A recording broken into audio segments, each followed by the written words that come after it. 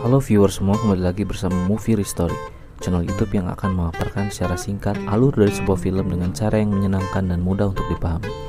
Untuk teman-teman yang tidak memiliki waktu luang untuk menyaksikan film secara utuh, semoga Movie Restory mampu memberikan inti yang terdapat dalam film yang akan kami paparkan, sehingga penonton mendapatkan kesan dan experience yang sama ketika menonton film secara utuh. Tanpa berlama-lama, berikut pemaparan singkat dari film USS Indianapolis, Man of Courage. Film ini diawali dengan memperlihatkan perairan Okinawa pada bulan Maret 1945. Terlihat beberapa pesawat tempur Jepang mulai melakukan serangan udara ke kapal perang USS Indianapolis. Kapten McFly selaku komandan kapal pun berusaha memberikan perintah agar menembaki pesawat yang mendekat. Walaupun pertempuran itu dihentikan, akan tetapi bagian depan kapal Indianapolis tertabrak pesawat yang menyebabkan kerusakan dan menewaskan beberapa kru kapal yang ada.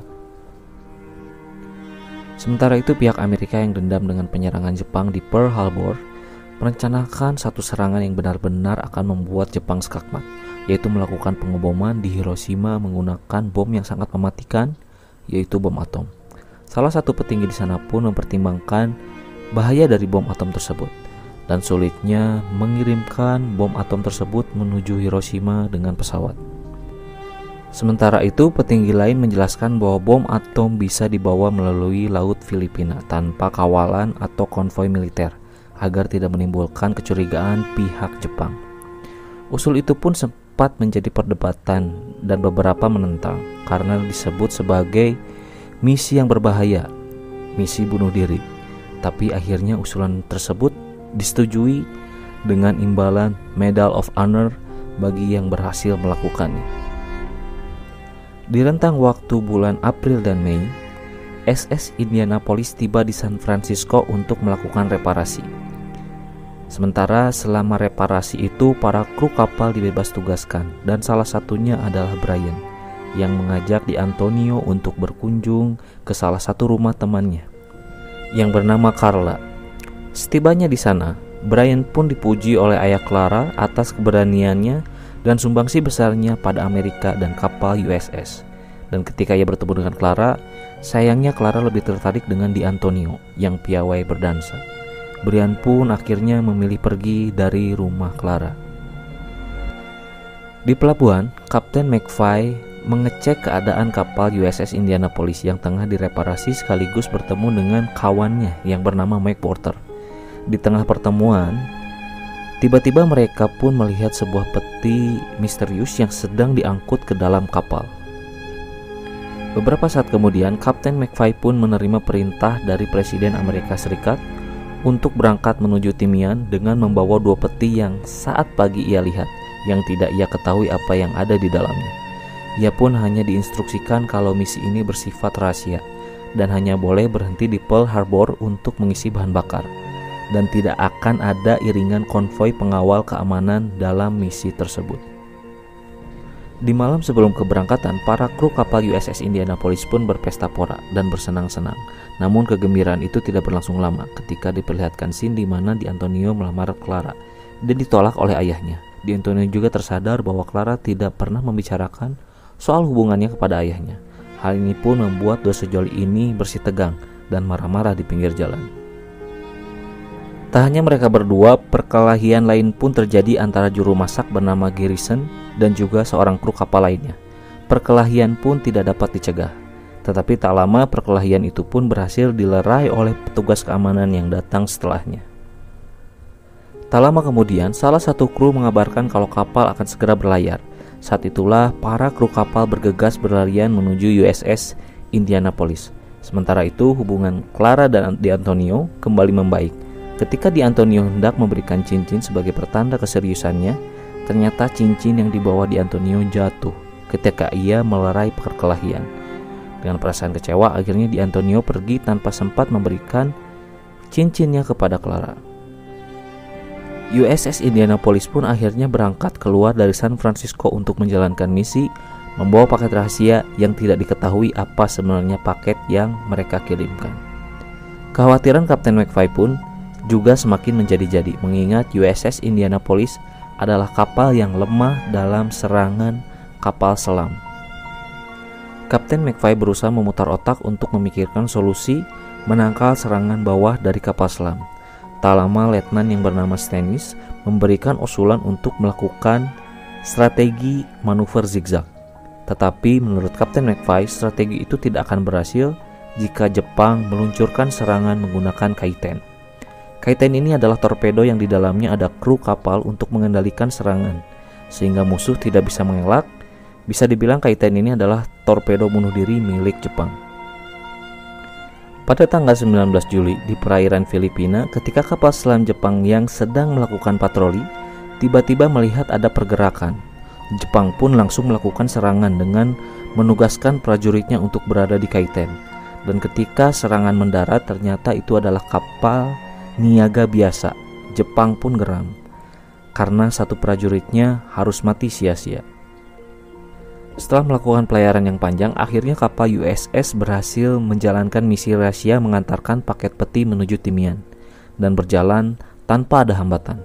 Setelah kapal bersandar untuk mendaratkan paket, Kapten McFly pun meminta konvoi iringan pengawalan dalam perjalanan pulang. Tetapi sayangnya permintaan tersebut tetap ditolak dan Kapten McFly pun terpaksa kembali ke Amerika tanpa iringan pengawalan. Scene beralih ketika berada di perairan Filipina tanggal 30 Juli. Kapten McFly mendapatkan laporan jika kondisi perairan sebentar lagi akan ada kabut yang dapat mengurangi jarak pandang. Ia pun akhirnya memerintahkan untuk berlayar dengan kecepatan penuh. Namun ternyata tak jauh dari kapal mereka terdapat kapal selam milik Jepang yang menyadari kehadiran Indianapolis, dan mereka pun terlihat mulai bersiap-siap untuk melakukan serangan mematikan dengan menggunakan kaiten. Setelah memprediksi jarak dengan kecepatan kapal, dua kaiten pun mulai dipersiapkan untuk diluncurkan. Pada serangan pertama, kaiten berhasil mengenai bagian depan kapal dan membuat para kru kapal panik dan sesegera mungkin melakukan prosedural jika terjadi serangan. Dan tak sampai di situ, kaiten selanjutnya kembali diluncurkan. Serangan kedua ini adalah yang paling fatal. Mereka berhasil meledakkan bagian lambung kapal, diawali ruang mesin yang meledak. Api pun kembali menyambar ke daerah-daerah lain. Suasana menjadi semakin panik karena kru kapal yang dalam keadaan terbakar berlarian ke sana kemari untuk mencari pertolongan. Melihat situasi yang kacau ini, Kapten McFly akhirnya turun untuk mengecek ke bagian komunikasi, dan akibat serangan tadi ternyata berdampak pada seluruh jaringan komunikasi yang ada di dalam kapal, sehingga menjadi rusak total. Kontrol Tower Komando sempat mendapat sinyal dari USS, namun komandan tak ingin memberi instruksi tanpa peninjauan lebih lanjut, karena bisa saja itu adalah panggilan dari musuh yang hendak menjebak. Karena kerusakan USS Indianapolis semakin parah, akhirnya Kapten McFly segera mengambil keputusan agar para krunya untuk menjauh dari kapal dan menyelamatkan diri. Beberapa dari mereka berusaha menyelamatkan teman-temannya yang masih terjebak sebelum kapal tersebut benar-benar tenggelam. Sementara kru kapal yang sudah berada di geladak pun segera menjatuhkan diri sebelum keadaan semakin lebih buruk lagi. Setelah melalui malam yang panjang, kru kapal yang terapung-apung pun terpisah cukup jauh. Sementara Kapten McFly sendiri di sisi lain bertemu dengan Scotchy yang ditumpangi oleh McWalter. Sayangnya keadaannya sangat kritis dikarenakan kakinya terputus karena serangan hiu. Darah yang terus keluar serta kemungkinan infeksi yang akan dialami. Akhirnya Kapten McFly segera melakukan tindakan dengan obat-obatan seadanya, sekaligus menenangkan bahwa tim evakuasi akan segera datang. Tak lama pasukan udara melakukan patroli pencarian dan terus menyisir area di mana kapal USS diperkirakan karam. Kru kapal yang mendengar pun dari bawah mereka berusaha berteriak dan melambaikan tangan dengan harapan bisa dilihat. Namun jarak yang terlalu jauh, mereka pun tak dapat ditemukan. Para kru kapal yang menunggu tim evakuasi datang, mereka menyibukkan diri masing-masing.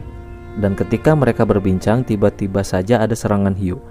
Serangan itu membuat mereka berpencar untuk segera naik ke atas Scotchy, kecuali satu orang yang bernama Theodore. Ia malah berenang menjauh dari Scotchy tanpa menghiraukan peringatan teman-temannya. Dan setelah berenang cukup jauh, Theodore akhirnya bertemu dengan Kapten McFly. Ia pun langsung ditarik naik dan segera melaporkan kalau di sisi seberang masih banyak kru yang masih selamat. Mendengar berita itu, dengan segera sang kapten langsung bergegas pergi untuk menemui grup lain yang selamat. Dalam usahanya untuk menemui kru kapal yang lain, McWalter dihibur oleh Theodore yang menceritakan isi buku yang ia tulis. Ia pun mendongeng untuk mengalihkan perhatiannya dari rasa sakit. Malam pun tiba. Kapten McFly pun datang bersama beberapa orang yang ia temukan terapung-apung terpisah dari grup yang lain. Dan di hari kedua, dengan persediaan makanan yang tersisa, Kapten McFly pun berusaha membagikan sedikit demi sedikit makanan kepada setiap orang. Ia pun memerintahkan untuk membuka makanan 1 kaleng per hari agar persediaan makanan dapat bertahan selama mungkin.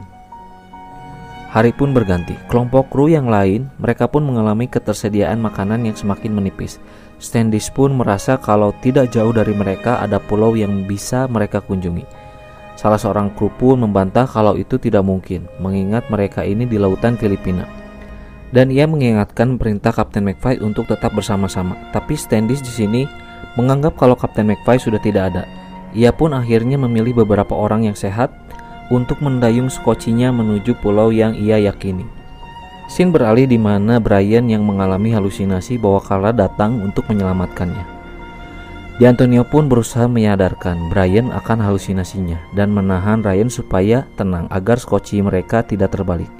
D'Antonio mencoba menenangkan Brian. Tak lama ia pun mengutarakan isi hatinya, kalau selama ini dia juga mencintai Clara. D'Antonio pun hanya bisa terdiam. Gerakan Brian ternyata membuat hiu menghampiri skoci mereka berdua dan membalikkan skoci mereka tersebut.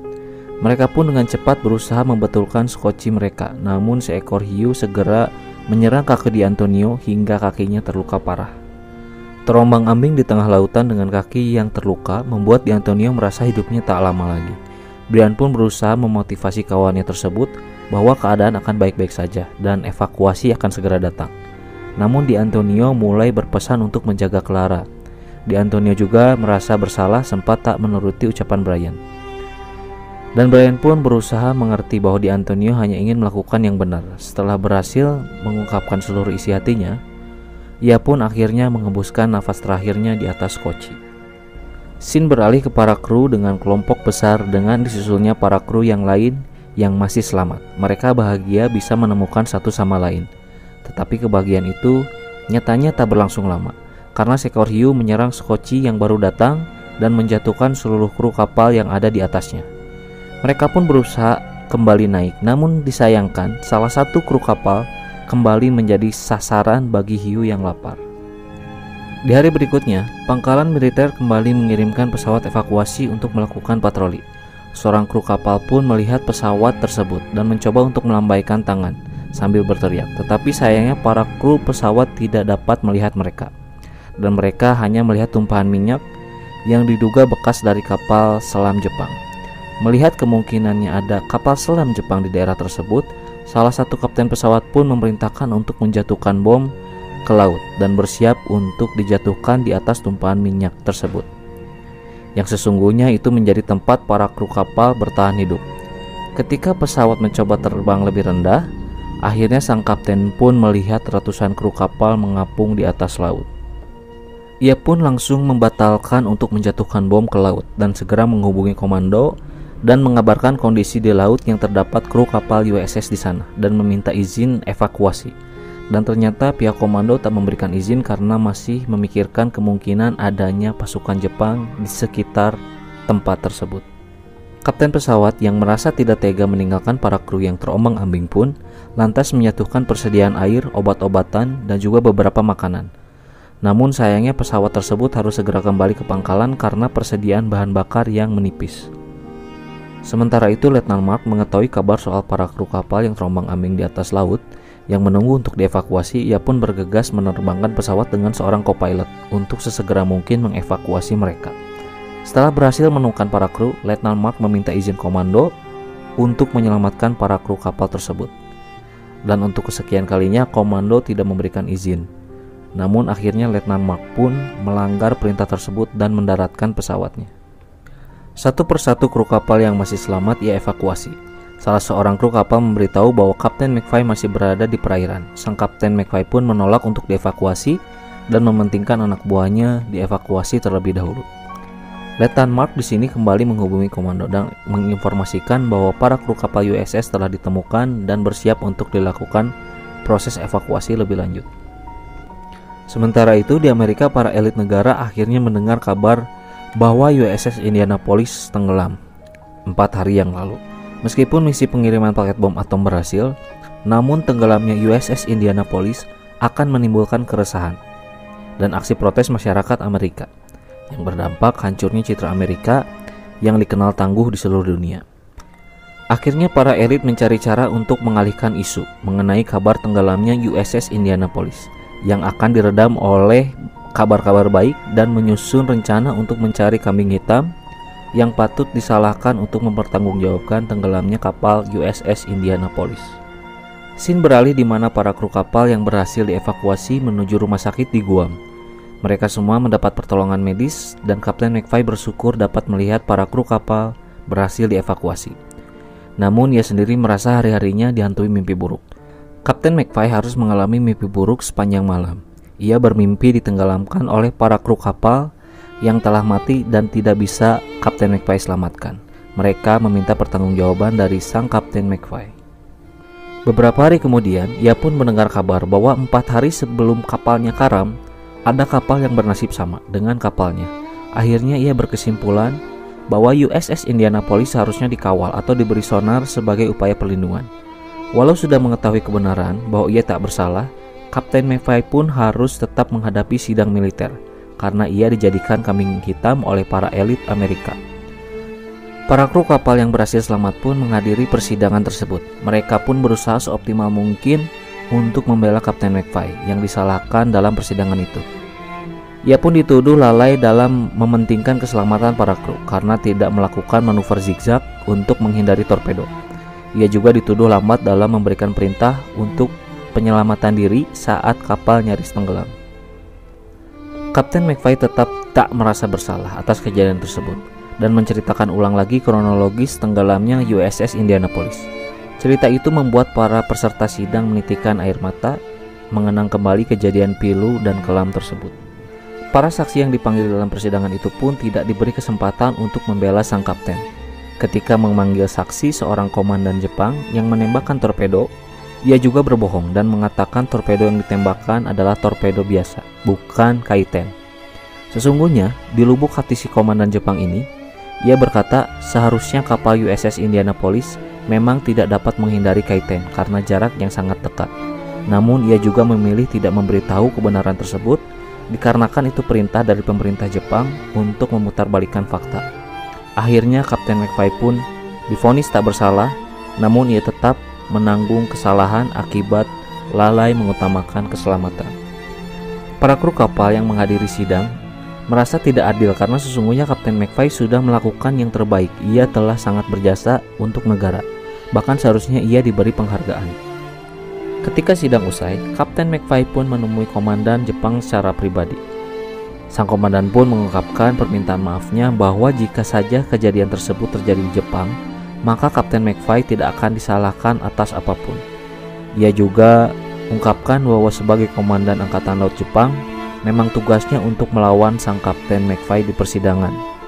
Tetapi sebagai seorang manusia, ia juga sangat menyesal terhadap keputusannya tersebut dengan berbohong. Dengan tidak bisa mengatakan yang sesungguhnya di persidangan, ia juga berharap semoga kelak mereka bisa memaafkan satu sama lain sebagai sesama manusia dan bukan sebagai musuh negara. Di sini ini pun diakhiri dengan seremonial para kru kapal yang menggantungkan foto kawan-kawan mereka seperjuangan yang telah gugur dalam insiden USS Indianapolis. Kapten McFly pun membayar rasa bersalahnya dengan bunuh diri, menembak kepalanya lengkap dengan atribut kemiliterannya. Dan foto terakhir yang digantungkan di tembok adalah foto sang kapten, yaitu Kapten McFly. Dan film pun selesai. Terima kasih sudah menonton tayangan kami sampai akhir. Semoga Anda semua terhibur dan tim Movie Story doakan senantiasa teman-teman selalu sehat, melimpah rezekinya, dan segera tercapai apa yang menjadi pengharapan di dalam doa teman-teman semua. Tak lupa kami akan selalu menyisipkan quotes yang menarik dari film yang kami paparkan. Berikut quote pilihan dari tim Movie History dari film USS Indianapolis, Man of Courage.